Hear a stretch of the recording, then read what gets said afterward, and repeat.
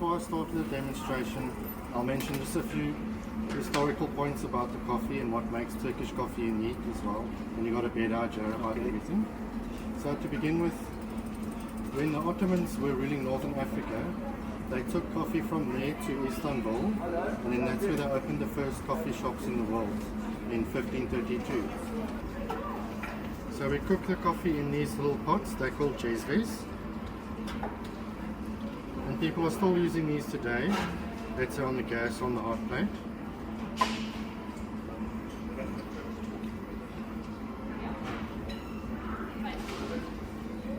So we can measure out our coffee, 1 spoon of coffee for each cup of coffee.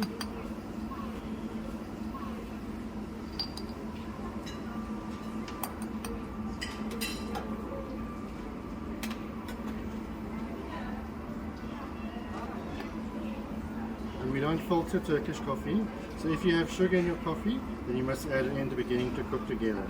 You can't add it afterwards. So you can just say, do you want sugar in your coffee or do you want it without sugar? Okay, so that's fine. And we use the small cups for the Turkish coffee, so I can measure out our water. Water is normal room temperature water. So 1 cup for each cup. Measure that out. Right.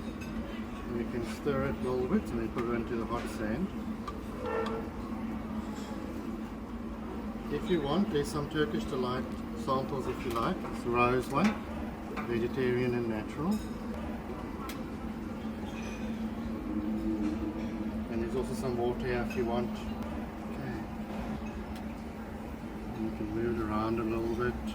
Okay.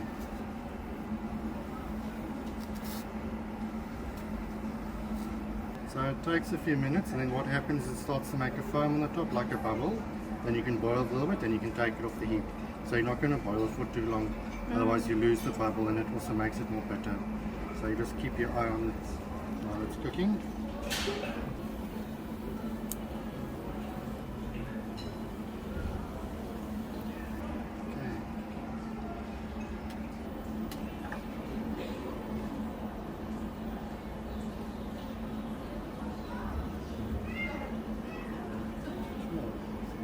Ready.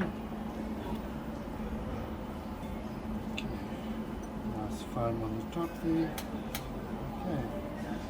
Then after you've poured it, you just give it a minute, then the particle settles on the bottom, and then you drink the top part. Okay, so that's for you, sir. So now you saw the traditional way.